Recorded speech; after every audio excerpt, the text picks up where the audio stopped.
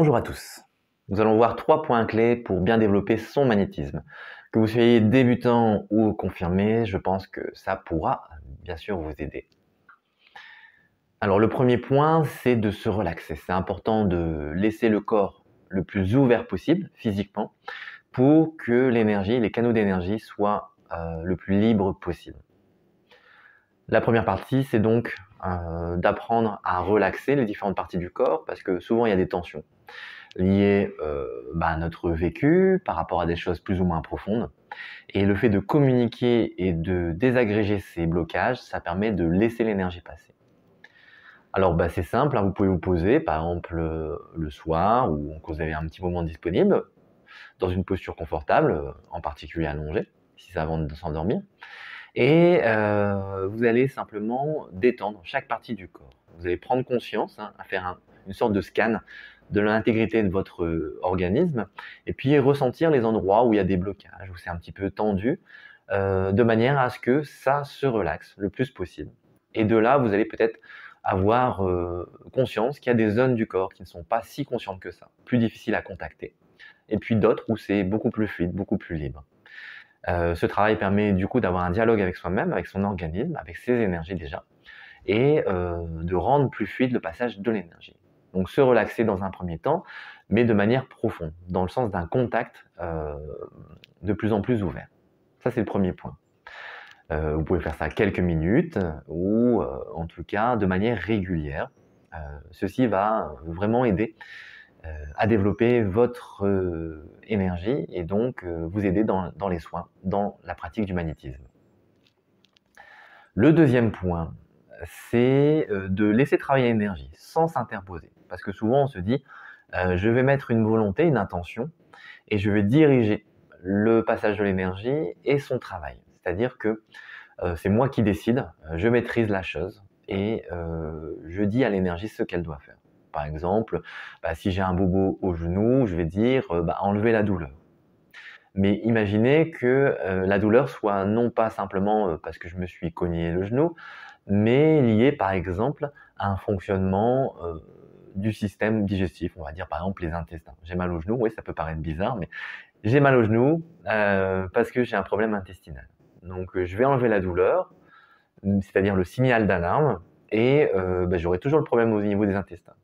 Qu'est-ce que ça va faire? Ça va peut-être soulager un temps, mais le problème va revenir et peut-être d'autant plus que j'ai retiré le signal d'alarme.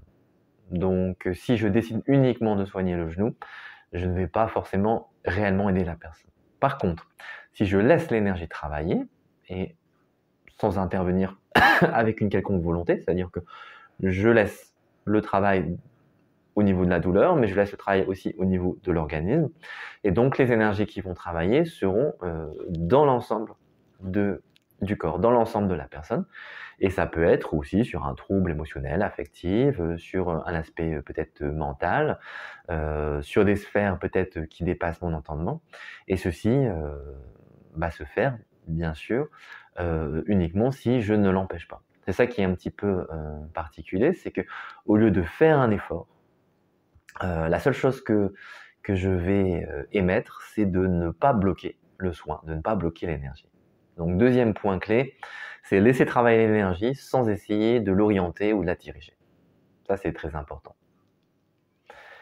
Et puis, on en vient au troisième et dernier point clé, c'est avoir confiance, avoir foi dans ce qui se passe. Donc parce que parfois, je vais avoir un doute en me disant: «Mais le soin n'a pas fonctionné, la personne a toujours sa douleur ou toujours son problème et donc je ne sais pas soigner, ce que je fais n'a pas de valeur». On perd un petit peu la confiance en soi, on perd la confiance dans le soin et puis on se met sur des situations où si je réussis, je suis content et si j'échoue, j'ai l'impression que ça ne fonctionne pas, que c'est nul et que je n'y arriverai jamais. Le travail se fait, quel que soit le résultat.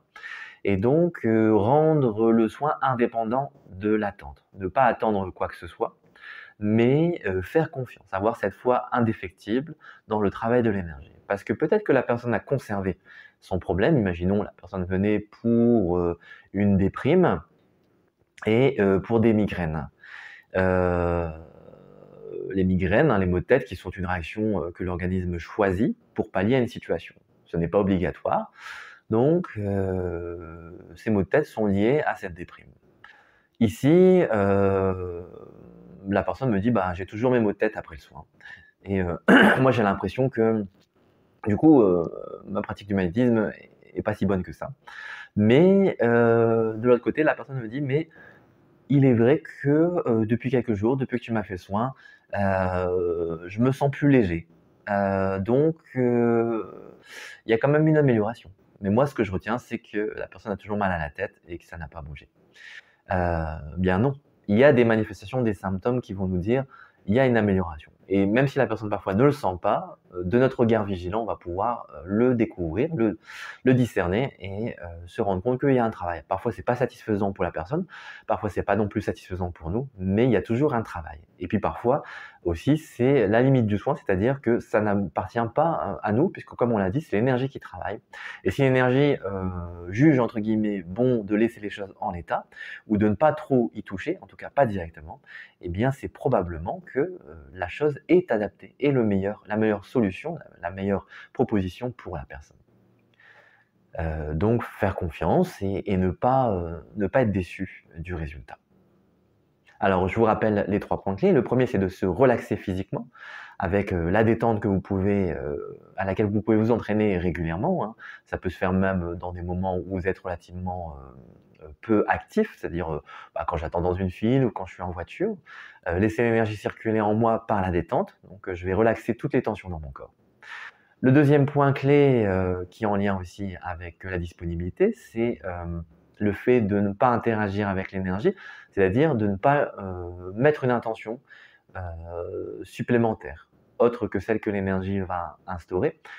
Je laisse l'énergie travailler et je n'y fais pas obstacle. C'est très important cette neutralité, parce que ça permet de ne pas enfermer le soin dans un cadre et de lui laisser tous les champs potentiels. Et puis le troisième et dernier point, c'est le fait d'accepter le résultat et d'avoir foi dans ce qui se passe. Parce que peut-être que ça ne se réalisera pas immédiatement, peut-être que ça sera dans 2 jours, dans 1 semaine, dans 3 semaines, dans 1 mois, dans 1 an.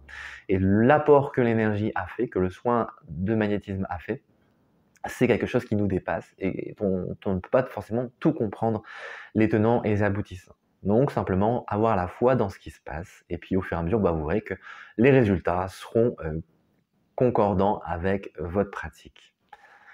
Voilà, mais si vous avez des questions, n'hésitez pas à les poser dans les commentaires. Vous pouvez également me joindre par mail, vous avez toutes les infos dans la description.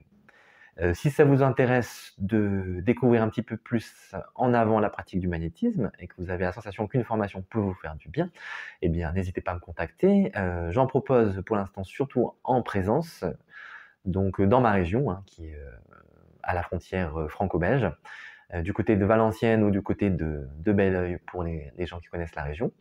J'ai pour projet aussi de proposer des formations en ligne bientôt, donc bah, vous pouvez avoir toutes les infos sur le Facebook ou sur mon site, hein, n'hésitez pas à vérifier régulièrement. Et puis, si vous avez envie aussi de découvrir la pratique du magnétisme à travers un soin, bah, n'hésitez pas non plus à me contacter. Moi, je vous encourage de votre côté à pratiquer parce que c'est grâce à l'expérience que vous allez évoluer et découvrir les merveilles que l'énergie peut proposer. Soyez bien et je vous dis à bientôt.